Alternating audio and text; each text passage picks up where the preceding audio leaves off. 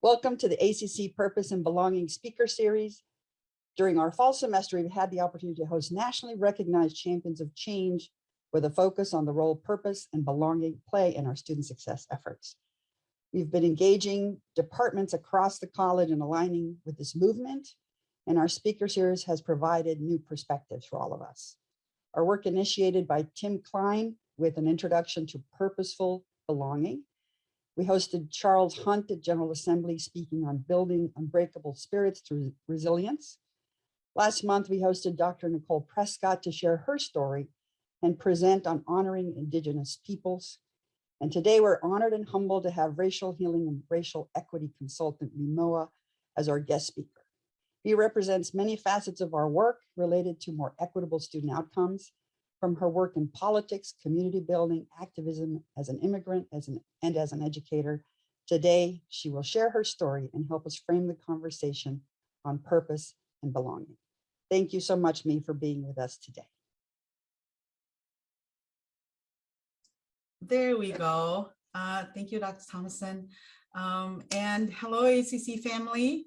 It is so good to be with all of you. I have had a long relationship with ACC through my work with the AAC&U, the Association of American Colleges and Universities, as you all were invited as a campus to be a part of their Truth, Racial Healing, and Transformation Campus Center. So I am really excited and honored to be with all of you today.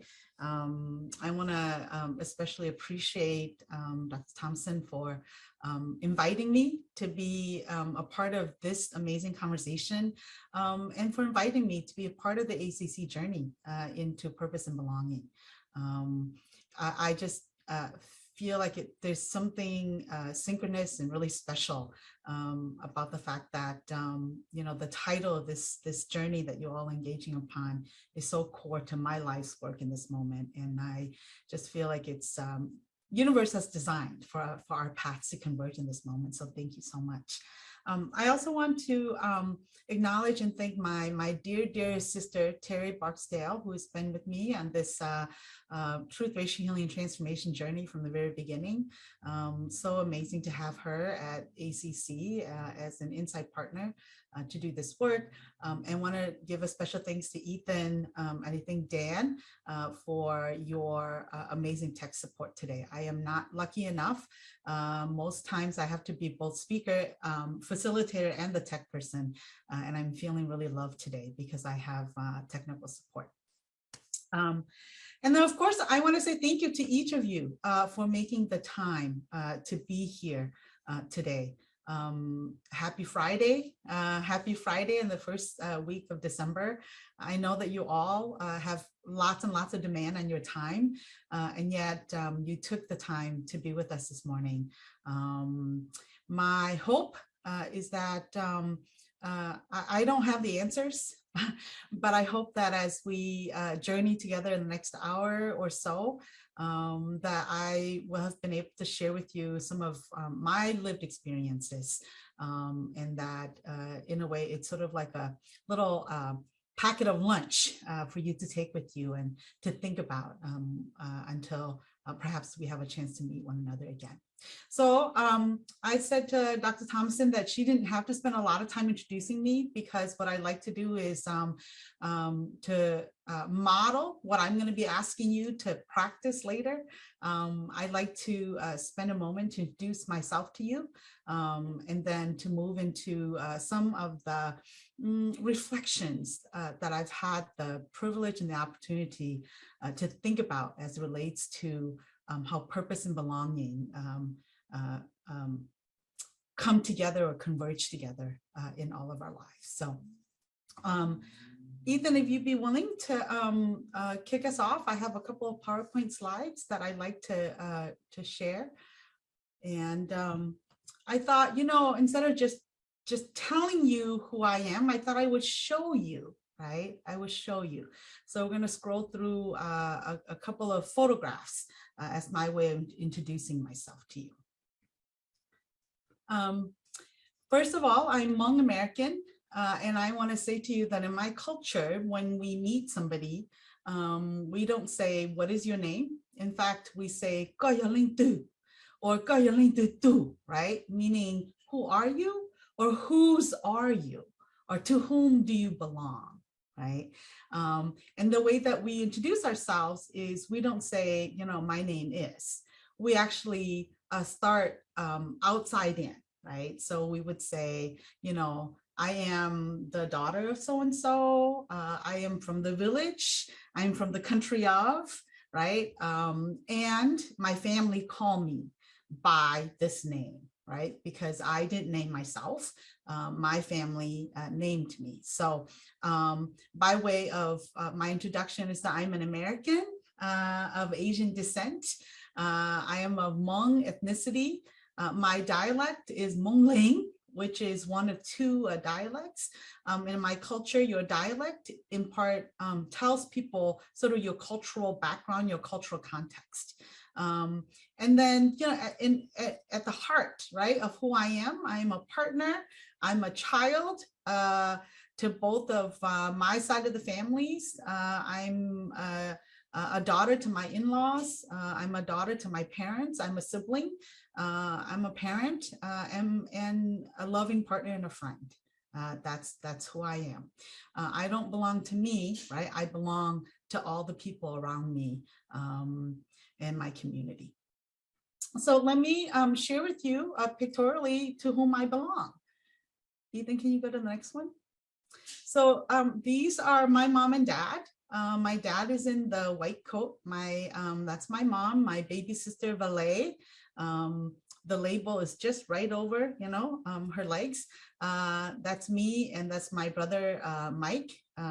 This picture was taken in the refugee camp in Thailand. I belong to these immigrant or these refugee, this refugee family. This is a photo of my parents taken last winter when they came here to Washington, D.C. to visit us. Ethan, can you go to the next one? Next slide. I'm also a big sister. And in my culture, I'm not just a big sister to my 3 siblings. I'm a big sister to the entire village. So these are all my cousins. And the taller one next to me, I'm the one with the green star on the top of my head. The taller one is my first cousin, Chong. And then, so he's the big brother and I'm the big sister. And these are all of our little cousins. I'm also, or was in the refugee camp in my family. I was the water porter or the water carrier.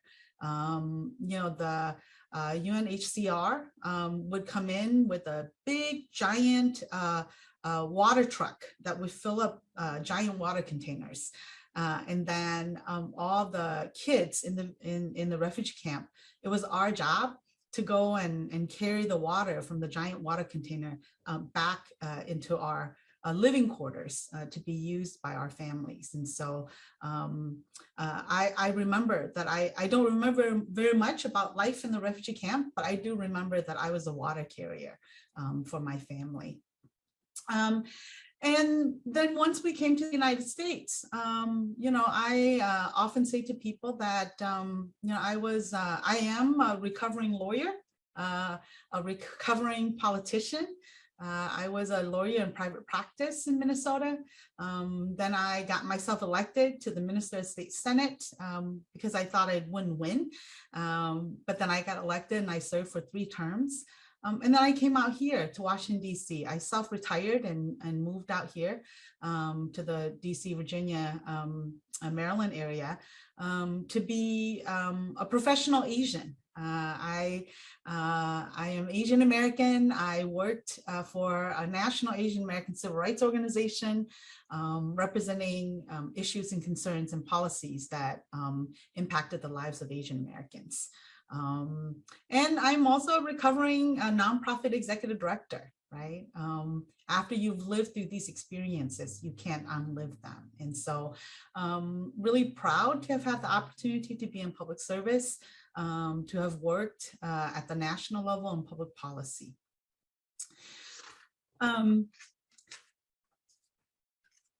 Next slide, Ethan. Every day, though, as I engage in my work, I would look in the mirror and this is what I see, right? This is the other side of who I am that very few people get to see. That's my amazing partner, life partner, Nha Yi. And the second photograph is my Hmong American family. My son Chase, my daughter Shang in the middle, and then my baby Amelia. And this is who we are in our very essence as Hmong living in the United States. Next slide. And this is who we are today. This is who I am today. I am a mom to Shang in the yellow, Chase, beard in the back, Amelia, and partner to Yi in the maroon. This picture was taken last spring. My son was trying to grow a COVID beard, and I was trying to go natural with my hair. And I almost did it, except my father threatened to color my hair personally because he thought he wasn't comfortable with the fact that I was having all white hair when his hair was so dark. And so I've colored my hair back to being dark for my dad's comfort. My son Chase is a fourth year student at the University of Maryland at College Park. My daughter Shang in the yellow and glasses is a first year music major at UCLA, and my stripedy shirt daughter Amelia is a 10th grader. And I say that because I'm in this work and I'm doing this work because of them. I belong to them, and it took me a really long time to arrive at this moment, but they're my purpose. They're the reason why I engage in this work and I continue to do this work. So to get from the mountains of Laos, right? I was born deep in the mountains of northern Laos in a thatched roof bamboo hut with a dirt floor, no running water or electricity. That's how I came into the world, to the parents that you saw. Then fled from my village deep in the mountains of Laos, walked on foot, risked our lives and snuck across the Mekong River into Thailand and became refugees. And lived in the refugee camp in Thailand until we were resettled in the United States in 1978. So to get both physically, right, and emotionally and psychologically from that village with a dirt floor to where I am today, it isn't just even about progressing through geography, right? But in terms of the technology and the way that we live our lives, it's sort of fast forwarding in hyperspace, right, through time, going from an era or a time of no running water, electricity, to living in a country where there's such affluence and wealth. So it's been a really long journey, and all along the way, I want to say that I have just been focused on moving, right? Because even in Laos, we were refugees within our own country. We never lived anywhere more than a couple of seasons because we were displaced people even within our own country. And so I often tell people that from the moment I was conceived and in my mother's womb until I moved here to Maryland, until today, I have always been a refugee, right? Have always been in flight, never really had a moment to feel anchored, settled, felt like I actually belonged physically somewhere, right? Belong culturally somewhere, belong to anyone other than to my family. And so I have been reflecting a lot on that journey because this idea of, you know, purpose and belonging is a theme or something that I've been thinking a lot about how significant that is to my own growth and my own evolution as a human being. And I have been reflecting on a couple of, I don't know, life lessons that I'm still trying to unpack. So one of which is that, you know, I've experienced my life in sort of 3 stages. I think as a refugee, I was conditioned to be in survivor mode, right? Just surviving, trying to get to the next village, trying to cross the next river, right? Even once we got to the United States, just trying to finish grade school, finish high school, finish college, get a job, right? Just surviving from day to day, from one life stage to the next, right? And then as a grown-up, as an adult, right? I lived a life of striving, right? Striving, get a job, get a house, keep my family together, figure out how to shelter and feed my children, take care of my aging parents, pay for the mortgage, just striving, right? Striving in life. And what I realized also that all of my life, I've also been pushed and pushed. Sometimes pushed by others, but more often not being pushed by me, right? And not pushed towards something, but pushed by something, right? Being pushed by a deep sense of fear, right? A deep sense of insecurity, a deep sense that if I wasn't moving, right, then I wasn't going to be able to survive or be alive.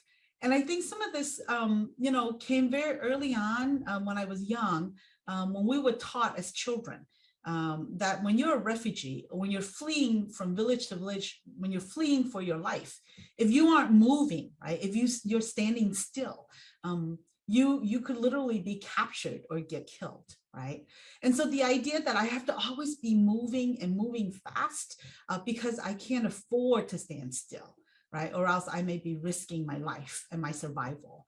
And so I realized that for much of my adult life, right, as I transitioned from surviving to striving, right, I was always either pushing myself or being pushed, but never quite had the opportunity, right, to be purposed. And because I never had the opportunity to be purposed, I also never had the opportunity to know or to feel what thriving, right, what thriving looks like or felt like, right? So it took about 6 years ago for me to hit a wall. I have been just pushed, moving fast. And then about 6 years ago, I hit a wall where I just was feeling really burnt out, right? Feeling like I needed to be running towards something instead of always just running from something. And it was really at that point where I was physically, emotionally, at this really crispy burnout stage that my body forced me to slow down. And that was the moment when I felt like I had to either slow down, figure out a different way to move forward, or else the path, the pace that I was on was unsustainable. So when I hit that wall 6 years ago, I was trying to figure out how to even slow down. And I was doing some searches on the internet and I came upon this poem. So Ethan, I wondered if I could, can you take me off screen share for the slide for a second? Yeah, thank you. I came upon this poem and I wanted to share with all of you because it really symbolized that moment in my life. It's an untitled poem, and I wondered why this author, Aaron Hansen, didn't put a title on this poem. And then I realized that maybe she didn't put a title on the poem because I was supposed to put my name, on the top, because this poem was really about me. And so this poem, Aaron says, "Let me tell you the tale of a girl who didn't stop, who climbed up every mountain without a pause upon the top. She danced until each blade of grass was clothed in drops of dew. And the sun knew her name, but the silver moon did too. For a fear has settled in her bones, a fear sitting still, that if you're not moving forward, it must mean that you never will. So in time, her dance got slower, and she looked at all that she'd seen, but found gaps inside the places that she had never fully been. For she was a human doing, human moving, human seeing, but she had never taken time to simply be a human being." Yeah. She was a human doing, human moving, human seeing, but she had never taken time to simply be a human being.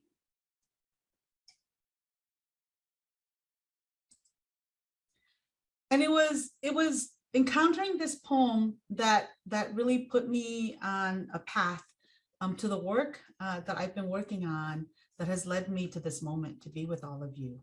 I felt like I really needed to just pause and to think about what it meant to be a human being. And so today I run a racial equity, racial healing practice. And when people say, "What do you do?" I say, I do people work. I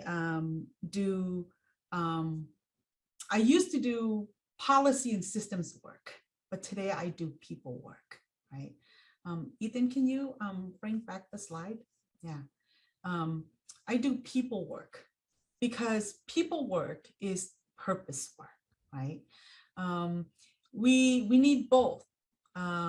In my former life, I spent an awful lot of time doing systems change work, and it was satisfying. And yet I felt like at times I was frustrated because I felt like I was simply just aging myself out of the work, right? Allowing the next generation to come in to do the agitation work. And there was a little bit of frustration to say, well, how many more generations will have to continue to do this agitation work? What is it? Why is it that what we thought was already well settled, right?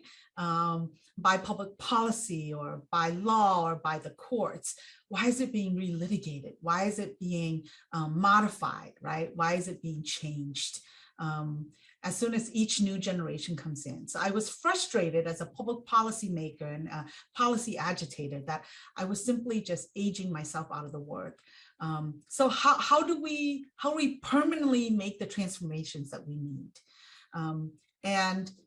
This began me on a journey to think about, perhaps in addition or parallel to the systems change work that we do, we need to also engage in the people transformation work so that we create enough, right? We create enough of a groundswell of people who are willing to perpetuate the transformation work so that we're not just generationally repeating the same agitation work, to be undone and then to be redone again as each generation comes in. So my good friend Rob Corcoran, who did a lot of work in the city of Richmond, once talked about the fact that people work is really important because when people change, then systems change. And when systems change, then people change. So people work is purpose work, right? And purpose work is people work. People work, when I talk about my work being people work, People work is really relational work. And relational work is both with yourself, right? With the people around you, but also among people, right? Who are of different identity groups. So it's both internal, right? Interpersonal and intersectional people work. Next slide.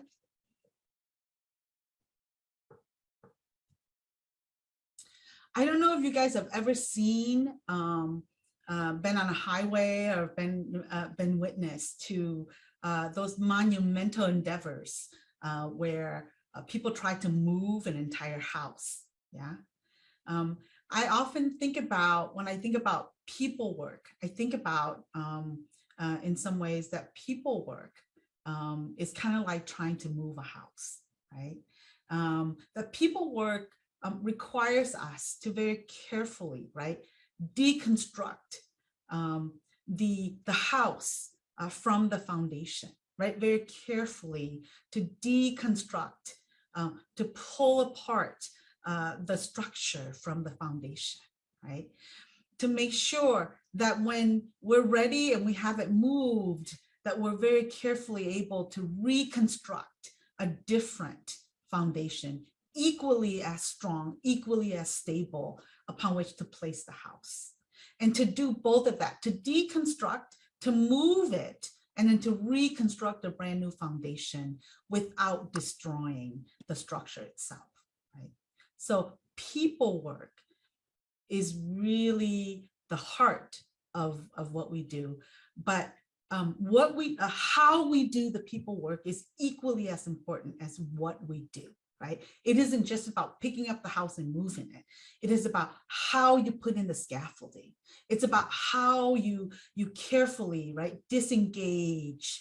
It's about how you carefully lift it up and put it onto the truck or the trailer. It is about how you move it down narrow lanes. It is how you do it. You know, sometimes you have to clear the way, right? Sometimes you have to watch for the telephone lines. And then how do you do all of that and not subject the structure to destruction as you're moving it from one foundation to the next? So people work requires careful, thoughtful, right? Teamwork to deconstruct, to reconstruct without destroying the infrastructure itself. Next. People work is also inside out work. So my teacher, Auntie Punani Burgess, who is a Native Hawaiian healer, elder, teacher, poet, human rights leader, big sister to me, and a self-described learner. Auntie Pua always says to us that a movement is based on the commitment of one person. And once a person builds a movement within themselves, then it becomes easier to find like people who have built that movement also within themselves. She said, if you wanted the world to be different, then you start by looking within, right? So people work is inside out work. Next slide. People work also requires us to unpack and to repack ourselves and our stuff. In some of the work, some of the trainings that I do with teams, we talk about sort of the cycle, right? The cycle of cultural agency. We talk about how when you come into life, once you were born, right? I was born in that thatch roof bamboo hut with a dirt floor. That was my suitcase to life. That was my start, right? How we come into the world, who we come into the world with, where we live, what we ate, our start in life, that's our suitcase, right? And as we go through life, right, we could either keep packing it and keep packing it and keep packing it, right? Our beliefs, our values, our learnings, our experiences, we just keep packing it. And yes, the bag will continue to expand and expand, but at some point, does it get too big and too heavy to carry and it slows us down, right? And there are disruptive moments that we should seek, right? So I considered when I hit that wall, right, that was universe way of saying, yo, me, you got to slow down. You got to open up that giant backpack and you got to do a little bit of digging around, right? You got to pull out some of your stuff. Maybe take a look at it. Maybe toss the things that are no longer useful to you. Maybe repackage some things. Maybe some things were buried really, really deep in the backpack, right? Maybe those things should be repackaged and put on top, right? Other things that you want to hold on to, but maybe not relevant and useful right now, you could repack it and put it elsewhere, right? People work requires us to be willing to consent to doing some unpacking and repacking of our stuff. Next slide. So it isn't just me saying that, right? That people work is about unpacking. It isn't just me that is saying that, that people work requires us to go on an inside out journey. There's a lot of mind science research that supports our sense of unpacking, our unpacking agency. I want to point you to a TED Talk by my good, amazing friend, Dushal Hackett, who is just really profound thinker and learner, facilitator, healer. He talks about how the mind science really supports this idea that we have agency, right? We have the capacity, we have the ability to actually disrupt the conditions of our own thinking, that we have the agency and the ability to recondition and to rewire, right? How we see ourselves, how we see each other, and how we see the world. And he called this process individuation and perspective taking, right? So please look him up, Dushal Hackett, listen to his TED Talk. It's just really amazing. The other resource that I want to lift up to you is this book by Dr. Jennifer Eberhardt out of Stanford called Biased.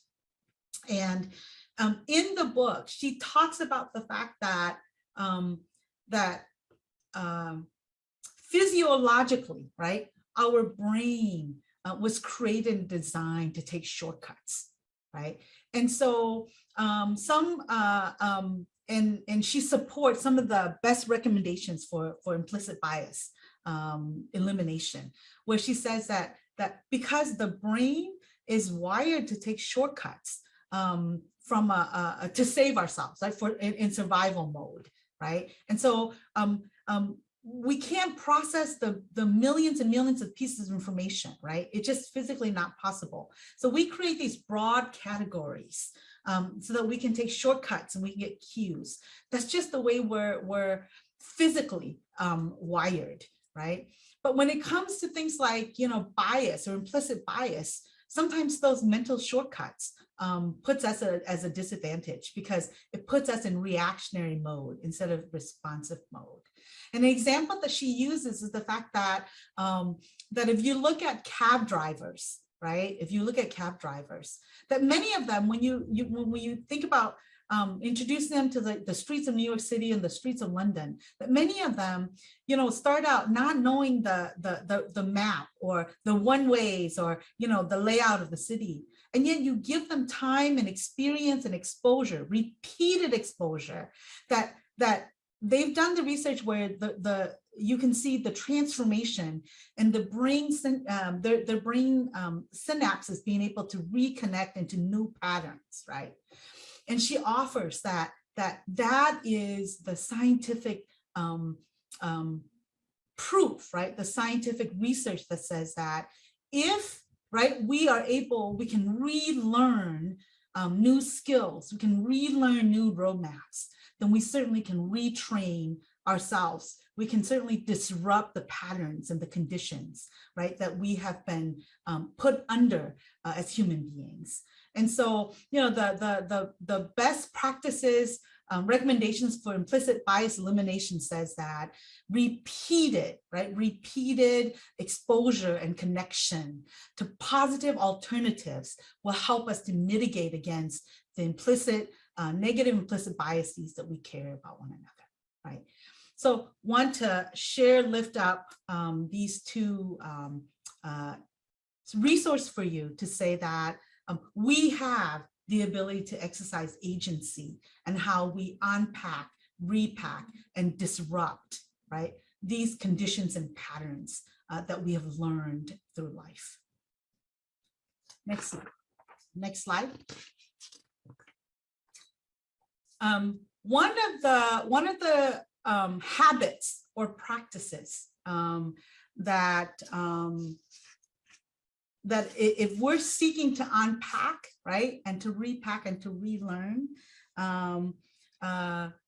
one of the habits or some of the habits or some of the practices in how we transition our brain from a transactional, right, from a transactional brain to a relational brain, right? How we shift, we can recondition ourselves from a transactional brain to a relational brain is to practice the art of taking risks, right? Being vulnerable as we are willing to speak our truth and disclose who we are.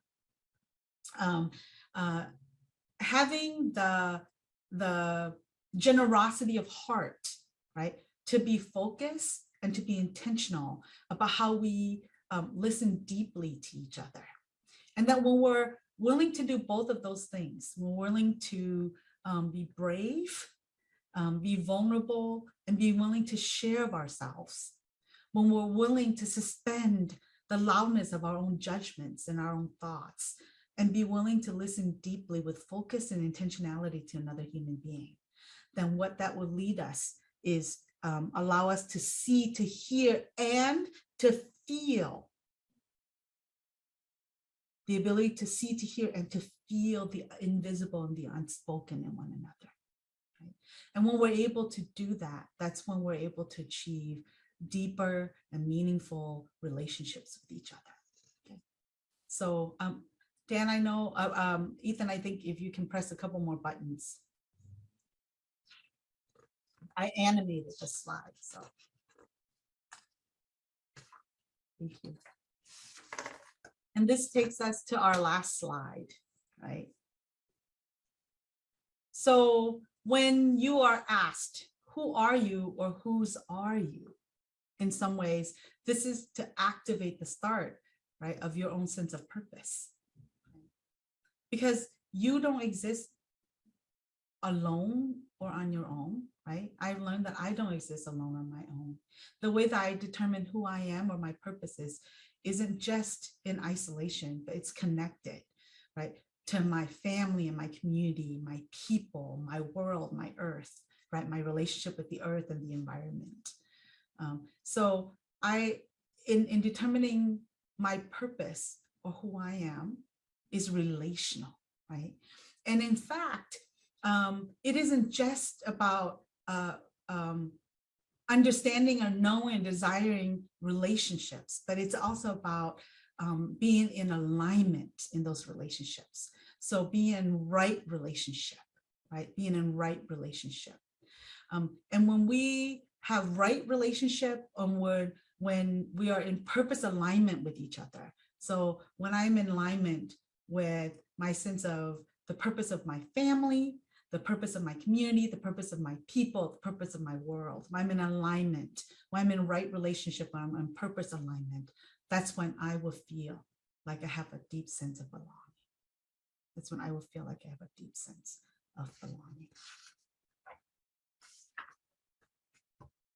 Thank you, Ethan. What I like to do is I like to close out this portion of the framing or the sharing of my life lessons with you. And I like to share a poem to close that out. And then I like to move us into space to invite you all to engage in an exercise, a practice exercise with us, okay?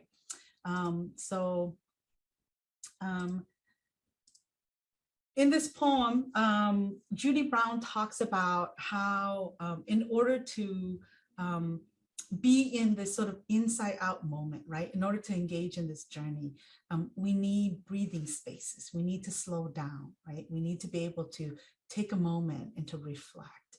And so Judy talks about, in this poem, she says, what makes a fire burn is the space between the logs, a breathing space. Too much of a good thing, too many logs packed in too tight can douse the flames almost as surely as a pail of water would. So building fires requires attention to the spaces in between as much as to the wood. When we are able to build open spaces in the same way we have learned to pile on the logs, then we can come to see how it is fuel and absence of the fuel together that make fire possible. We only need to lay a log lightly from time to time. A fire grows simply because the space is there, with openings in which the flame that knows just how it wants to burn can find its way. A fire grows simply because the space is there, with openings in which the flame that knows just how it wants to burn can find its way. Each of you, each of us is a flame. And we just need that opening space, right? We just need that opening space because we know how to burn. All right. So enough, right, of talking from me. What I like to do is I would like to invite you into a practice space, right? I like to invite you into a practice space. And what I like to do is I'd like to invite you to practice being brave in sharing of yourselves. I like to invite you to practice being intentional and focused on being a deep listener. I'd like to invite you to experience what it's like when we're able to really be intentional and focused on seeing, hearing, and feeling each other. And the way we like to do that is we like to send you into breakout rooms. I'm looking at the time, and I think what I like to do is we had actually had 3 questions planned for you. But what I like to do is to actually have you experience 2 of those questions, okay? I'm gonna send you, I'll explain the process, and then we'll share the prompts with you, and then Ethan's gonna help us send you into the breakout rooms. And then what we'd like to do is to bring you quickly back for a quick unpacking or debriefing of the experience. But before we send you off, I like to put a quick group agreement in place, right? A quick group agreement in place. And so as you go into the breakout spaces, I just want to ask that the stories that are shared in the breakout space and stay in the breakout space. Would like to invite you to listen deeply with compassion and listen to each other from a place of love. I like to request that sharing is by invitation, so you share only what you can carry, and know that your story is your gift to the people that are in the space with you, okay? So I'd like to offer this as part of our group agreement as we send you into breakout spaces to share with each other, okay? All right, so Ethan, you can take us to the bigger group. So this is what we have. We're gonna send you into breakout space in 3s. Some of you may be in groups of 2. We're gonna give you 2 minutes each to respond to 2 prompts. When you get into your breakout room, we like you to decide who's going to be the first speaker. And then the other people, we want to invite you to have somebody be the one who's watching the chat box or the chat window, okay? It is in that chat window that we're going to give you time. So remember I said we're going to give you 2 minutes each. We'll say go, and then we're going to start the timer. When the first speaker, when you have 30 seconds left in your 2 minutes, we'll say 30 seconds so that you know that you need to wrap up. And then when the 2 minutes are up, we'll say a switch, you switch to the second speaker. And then we'll do the same thing, we'll switch to the third speaker. And then when the third speaker's time is up, we'll say stop. And then what we'll do is we'll then put the second prompt or the second question into the chat.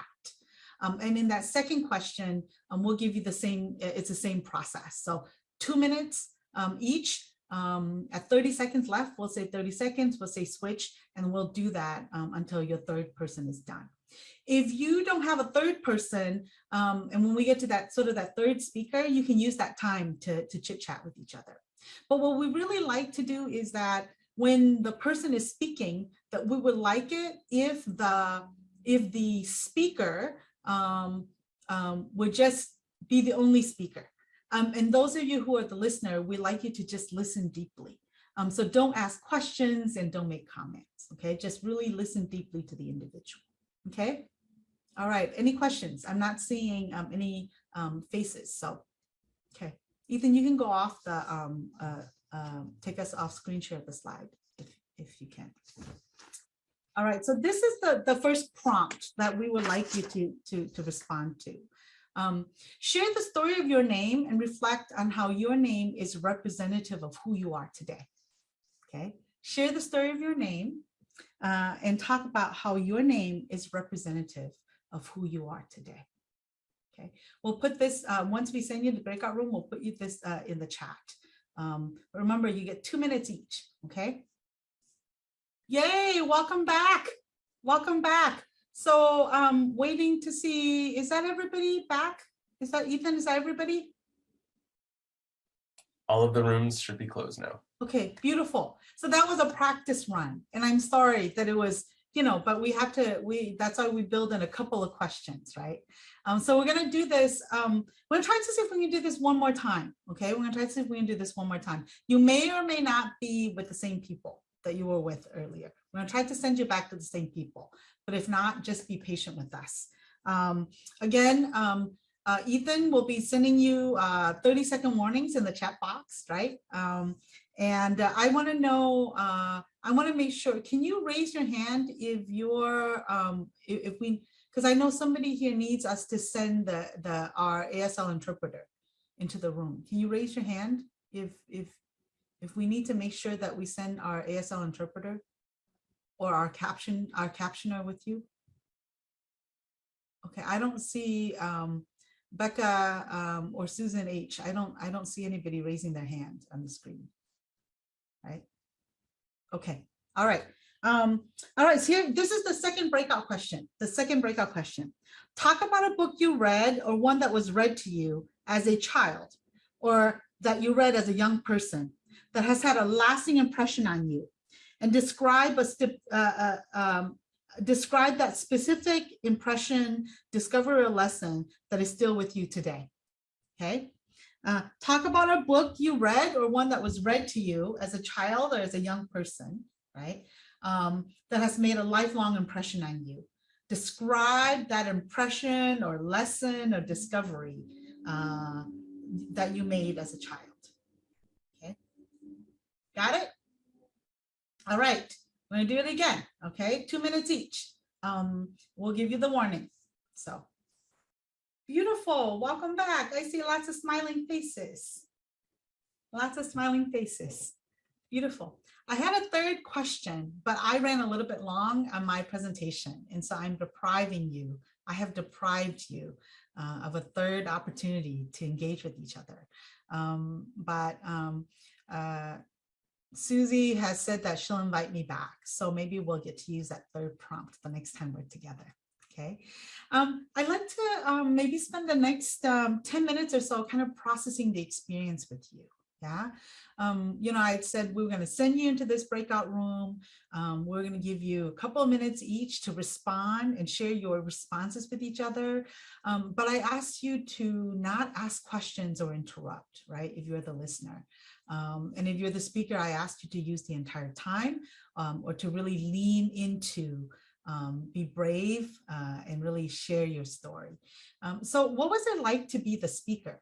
You sort of showed up in the space. There are these people you might or might not know, and you have to answer these, you know, these questions. What was it like to be the speaker? Feel free to put your response in the chat, or feel free to just, you know, come off mic. And I mean, there's only what, 19 of us, right? So feel free to come off the microphone and respond. Even though we're online, I could get the nonverbal signals from my partners. They were leaning in and nodding. Yeah. And it was so nice to have somebody just listen, not for, is that on the test or can I get $1 out of this? But like Keisha and Jeffrey just wanted to learn from me.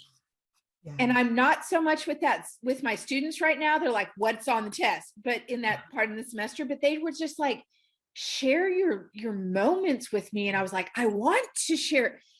So it just really, thank you for the space, because it was just lovely. And I now have so many things I want to ask them. We're probably going to set up a coffee date. So it's creating connections that are going to make ACC a stronger, better place. Wow. And all of that happened in less than 10 minutes on Friday at 10 in the morning. So thank you so much for this, just this space to listen and to share, and just thank you for this space. Okay, I never met Amy before today, and I did not pay her to say that, but that's exactly, like, I can just drop the mic and just leave, right?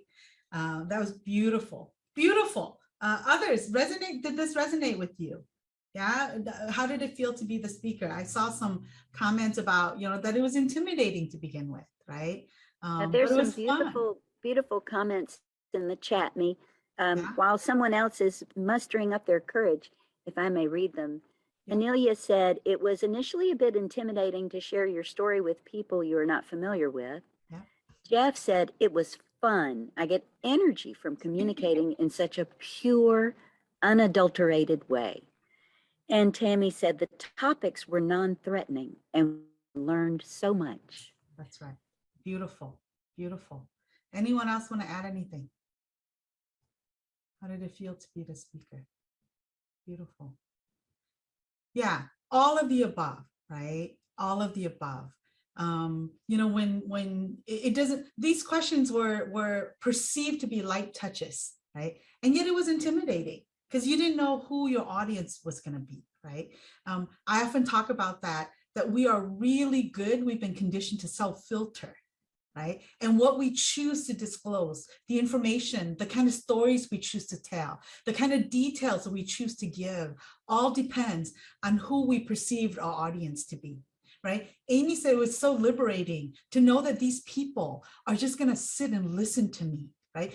To be given permission to just speak your truth and the other people just listen. I mean, how many of us ever get given opportunity and time to just speak our truth, right? And yes, it is intimidating. You show up and there's these people, you might or might not know. And if talking about your favorite book as a child, or talking about your name is intimidating, right? Imagine when it's something around race and racism and your experiences with prejudice and bigotry and privilege. If that was, that was my third prompt, right? But what we did was we warmed you up, right? We started with your self-introduction and we would have then gone a layer deeper and deeper and deeper, right? Okay, so let's switch. What was it like to be the listener? What was it like to be the listener? Again, feel free to put it up in the chat, but what was it like to be the listener?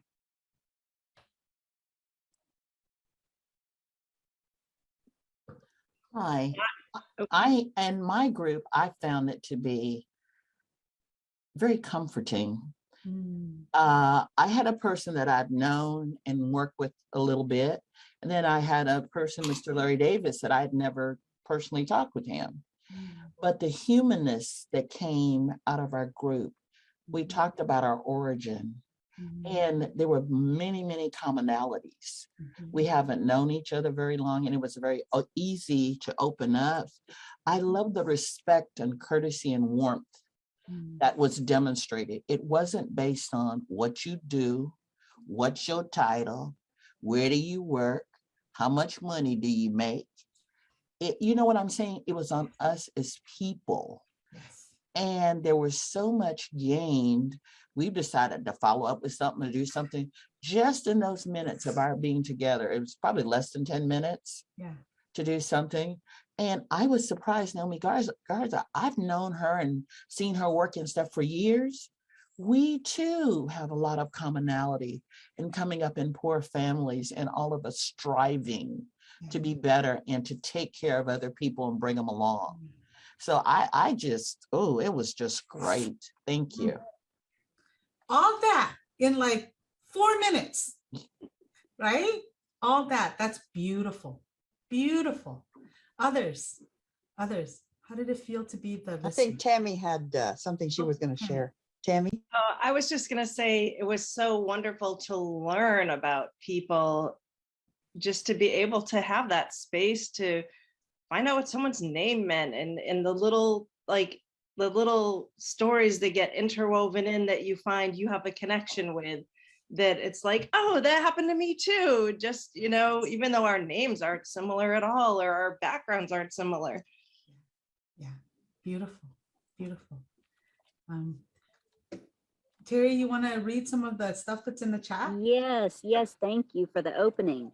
So tagging on to the last comment, our last, you know, how was it to be the speaker? Jeff added, holy crap, I'm tired of self-filtering regarding family, right? So I think especially coming off Thanksgiving, we all have an appreciation for that. And then Mr. Davis said he learned that our group had a lot in common. Yeah. And then when we switched to talking about being the listener, Amy added, loved that I did not start with department or area of study, right? When she was talking about her identity and what matters. Yeah, beautiful, beautiful. So the intention behind asking you to be a listener, and in fact, to ask you to be a deep listener, and requesting that you not ask questions or interrupt, right? And to just hold that space, is introducing the element of being disciplined about being a container, right? For another person to exercise their truth, to speak their narrative, to tell their story. Sometimes, and the reason why we showed up in this space together is probably because we lean more towards being fixers than we are not, yeah? And so I know myself that being a fixer, I want to jump very quickly into solutions. That is not helpful if we're about creating deep listening spaces, right? So for me to listen to somebody and have to physically lean in, right? But not use words to interrupt or to ask questions, it's really hard. But sometimes what happens is if we're really about being that container, providing that space, right, for the other person to really speak their truth, then sometimes we have to be intentional and focused. One, about suspending the loudness of our own thoughts. And two, being really committed to not hijack the other person's truth.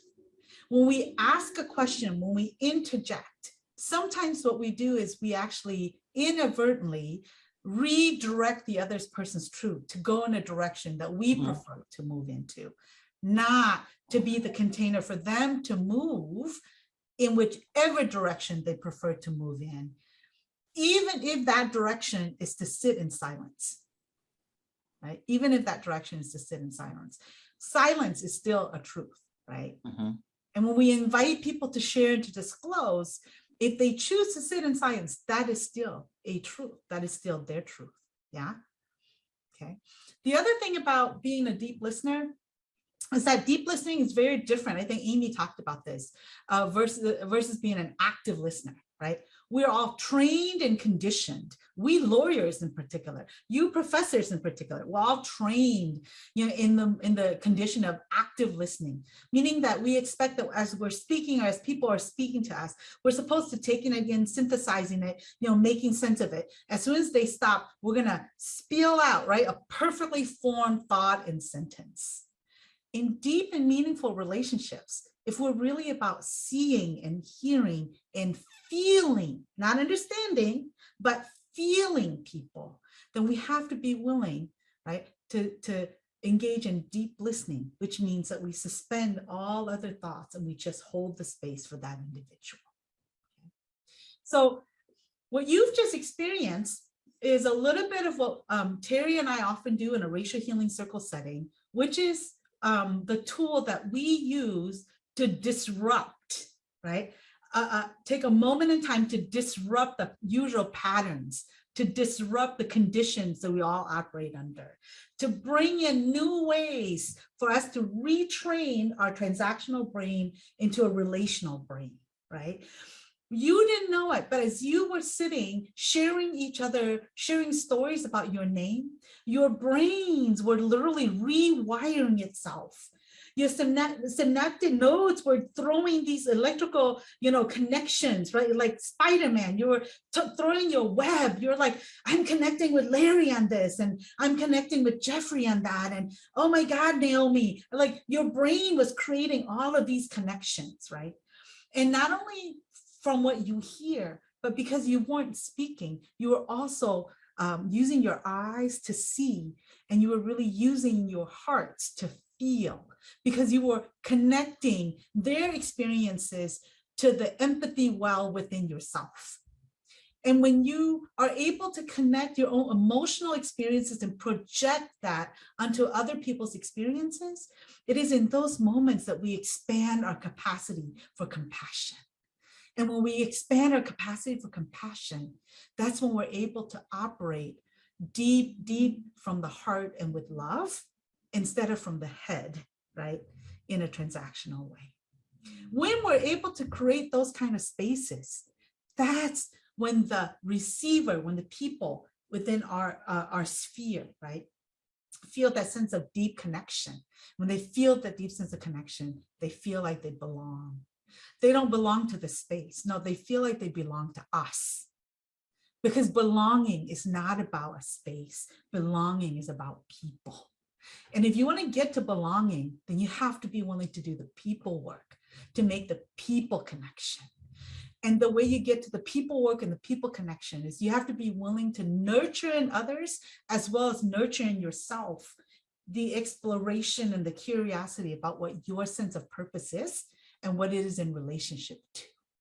And when we have an alignment of purpose, when you, Tammy, has a sense of what your purpose is, and that sense of purpose aligns with AAC's purpose, right? ACC's purpose, right? When that purpose aligns with the city of Austin's purpose, when that purpose aligns with the state of Texas's purpose and the United States purpose and the earth and what your sense is of who you are in this world, that's belonging. Because that alignment creates, the overlapping concentric circles. And when you are in deep alignment, then you know that you're deep in the arms of belonging. That's how purpose and belonging comes together. It is in these kind of disruptive spaces that we begin to see each other, hear each other, and feel each other differently than the conditioned hierarchical, institutional, right? Infrastructure, setting, titles, right, that we're a part of. When we really see one another in our common humanity as human beings, having a shared lived experience, then that's how we feel that deep sense of belonging. So let me bring us to a closure, yeah? And I wanna share one last poem with you. I want to share one last poem with you. And as I'm doing that, let's see, where is it? Oh, here it is. I want to share one last poem with you to send you off. It is by Margaret Wheatley, called Turning to One Another. And Margaret says to us, there's no power greater than a community discovering what it cares about. Ask what's possible, not what is wrong, and keep asking. Notice what you care about and assume that many others share your dreams. Be brave enough to start a conversation that matters. Talk to people you know. Talk to people you don't know. Talk to people you never talked to. Be intrigued by the differences you hear. Expect to be surprised. Treasure curiosity more than certainty. Invite in everybody who cares to work on what is possible. Acknowledge that everyone is an expert about something. Know that creative solutions come from new connections. Remember, you don't fear people whose story you know. Real listening always brings people closer together. Trust that meaningful conversations can change your world. Rely on human goodness and stay together. So seeing that there's only 19 of us in this last 3 minutes that I have with you, I wonder if you'd be willing to each share with us what is one thing you're taking with you from the conversation today, okay? And I'll just go down my screen. We'll go Larry, Amy, is Anelia, and then Dan. Relationships matter, so take the time to cultivate them. somebody trusted me enough this morning to share their story, and I honor that trust. Beautiful. Let's see. There's a lot of power in stories, and I think we need to share more stories and build capacity in our trainings and in just sharing with each other to have these exchanges. Beautiful. Dan, are you still with us? Okay. Let's go with Jeffrey, Susan, Tammy, and Peggy. All right. Well, I want to emphasize something that was said earlier. In an organization where we are so stratified by rank and position, as it were, we were able to speak to each other about such just personal topics without worrying about what department we worked for or whether we had a PhD or an MA or anything. And so that was really awesome. So that's something I will be carrying with me. I learned so much, but two things that stand out is that we need to have the courage and make the time to make the space. And that when people change, systems change.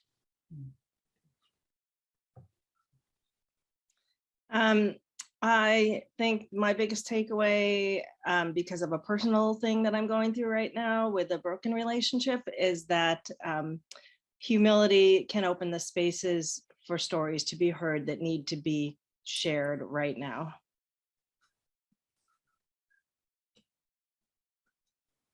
Let's see, did I say Peggy? I would say that being a good listener, just having that reaffirmed how important it is to actually give people time and listen to them. Beautiful. So we'll do Georgia, Mary, Luella, Naomi, and then Terry.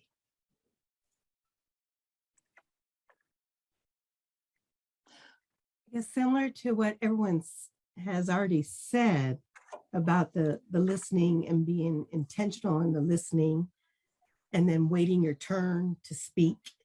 We have it, or I do, of just wanting to jump in because your thoughts are just percolating at the top. But one of the things that Yumi said in your introduction resonated with me is how you introduced yourself as part, is not like inward, but outward, how we're part of this larger, yes, not community, but even your race and then your ethnicity, and just coming down into that. So that really resonated with me. Beautiful, beautiful.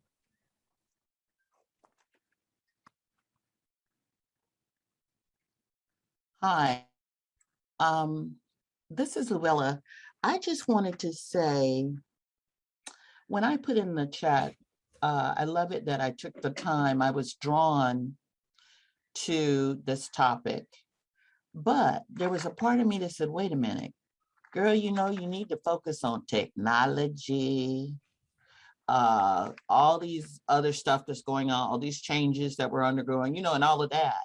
But something drew me to this session, and I feel that I got more than I bargained for, because taking the time to peel back the layers and getting to know the person and finding out that there are so many commonalities that we all share.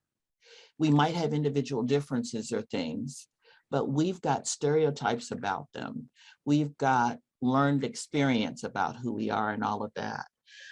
Just the idea that it shows that you can leave yourself behind with all these layers and suppositions of things that people put on us by our appearance. And, we're in a big bureaucracy and all of that, but just the humanness of it. I'm adjunct in English. I usually teach one course, and I spend a lot of time on developing a learning community and having buddies. And I've gotten so many letters from students over the years about the idea of the responsibilities and duties and the respect that comes from having a class buddy. And I've been amazed. It's not something academic I was ever taught anywhere. Just to say, hey, how you doing today? Are you okay? Then after that, usually they'll get around the homework. Or, oh, she said, do this. She said, no, don't do that. But just the idea of people feeling a sense of belonging to the group and feeling responsible so that everybody succeeds. It is so powerful. And I'm adding this, I came up with compassion fatigue that I presented for the Texas Community College Association. I have been amazed at how people have wrapped themselves around that concept, you know, because we all have a gift to give, but you have to take care of yourself in order to be present, to be yourself. Don't step outside yourself. So I'm going to incorporate that as a step for those workshops, because all these, the audience is community college teachers. I'm telling you what, it's amazing how much we forget the humility that we have for what we choose to do, which is being in a college classroom. So I just want to thank you for that. And I'm sorry for going on, but beautiful. Thank you. Thank you. Thank you. Now I'm you all jumped around, so I forget who was next, and then I think was it Naomi, Terry, and then Larry? Yeah. This is Naomi. So the takeaway for me would be sharing your story will bring you closer to others, and open doors open doors that'll can bring your relationships closer. Thank you. All right, I'd already spoken earlier, so I think Naomi was the last person, I think. Beautiful. Terry, do you want to share a thought? And then I also want to make sure that our interpreter Erica or a captioner Susan or Dan or Ethan also have an opportunity, because I know you're not just here as technician, right? I mean, you're here as part of our circle too. So if you have a reflection, I would love to also invite you to share. Terry? Me, thank you. A little while ago, Me mentioned that she and I have had the opportunity to work in racial healing circle work together. And part of today's presentation, the part where we got to interact with one another, is something that I'm familiar with. But what I learned today is that I will never stop being amazed at how this process, this beautifully and carefully curated process, can bust down barriers unlike anything else that I've been a part of in such a short time, and help build connections and bridges with people over the most beautiful narratives that help us be our best selves as we share, even difficult things that we share. It's a beautiful, supportive, and healing thing to observe over and over again as a practitioner of a little piece of the immense work that Me does. It never stops amazing me. And I'm just so grateful that Susie brought Me to us so that as a community at ACC, we can explore and deepen the practice and understand the impact even if we don't understand why it works, if we recognize the impact of getting to know one another in this way and how that can change our entire work environment for the better, I think is an amazing thing to be a part of. So I'm just very grateful to be here and be a part of this today. Thank you for letting me share. Thank you, Terry. So our interpreters, our captioner, our tech folks, this is by invitation. So, want to invite you to also share if you would like to.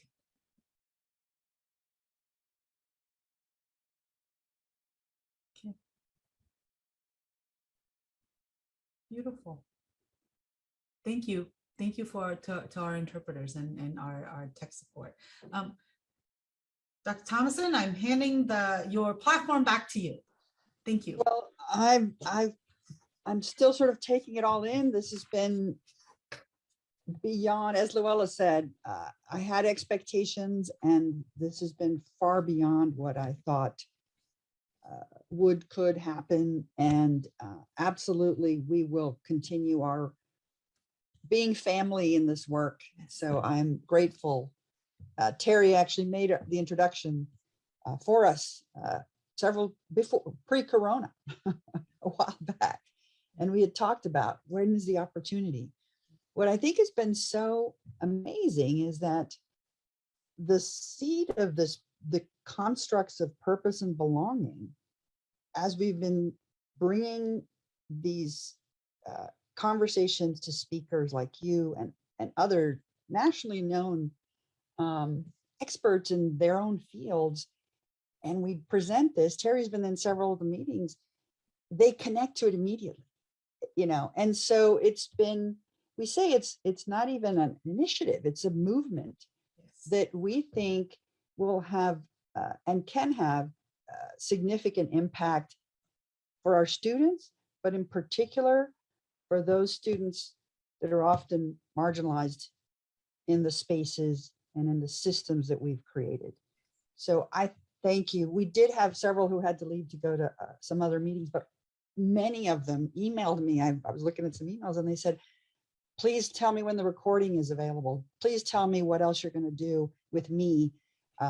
Please keep us involved in the work. So it has been impactful in more ways than we could have hoped. And I thank you again for everything that you have shared with us today, as well as in many of the previous meetings. So, and all of you who are here.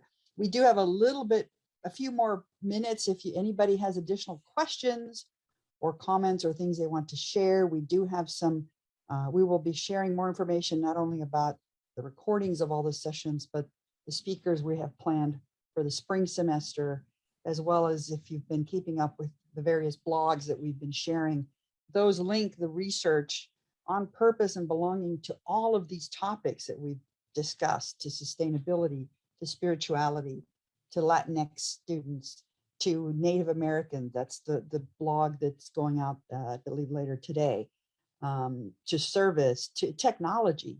It links to everything. And the research continuously shows us it supports our student success efforts for all students in terms of equitable outcomes. So any other questions or comments that anybody would like to share? Terry?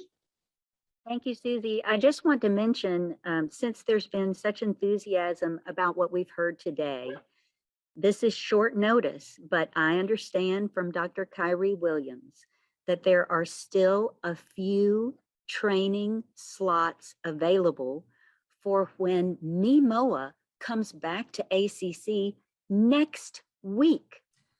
It would require 2 full days on your calendar, no exceptions.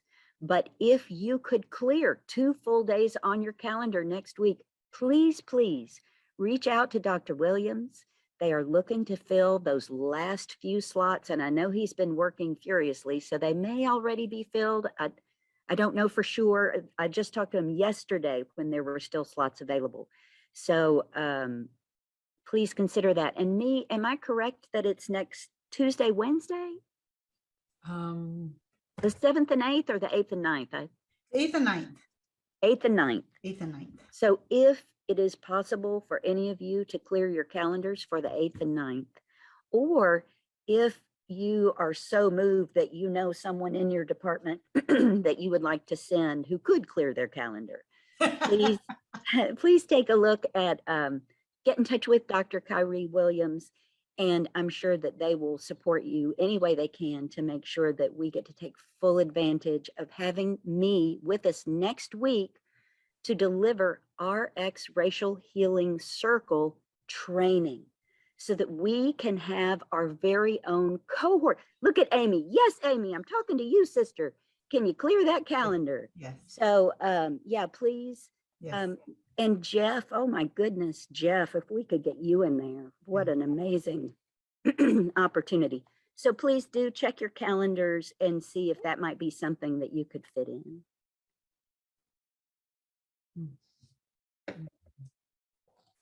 Thank you, Terry. Appreciate you sharing that. And again, thank you all for being here. I see Luella, you and I haven't touched base in a very long time. It's great to see that you're here today. Thank you so much. The pleasure's mine. And are there any other thoughts or questions you would like to share? Anyone?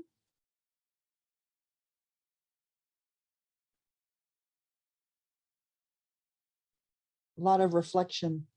We're going to post the resources that me shared on our LibGuide that's being created, as well as on the web page that we have with resources.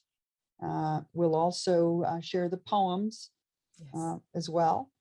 And we've talked about creating a network of some of our speakers to see how we can move forward with some extending this work beyond even our own college here to other institutions who have already shown interest in what we're doing and the impact that it potentially could have. So I think it's been a way to evolve our own purpose in growth and through these connections, and you know, that courage to have the courage to both be able to speak out, speak our truth, but also to listen. It takes courage to listen without judgment. So thank you all so much. Thank you Have a all. wonderful weekend and have an amazing holiday. And I know I'm going to see some of you next week. So yes. Thank you, me. Okay. Appreciate you being with us. Bye-bye. Bye. Bye, everyone. Everybody Thank have you a all. wonderful afternoon. Thank Thank you. you. Thank you. Take care.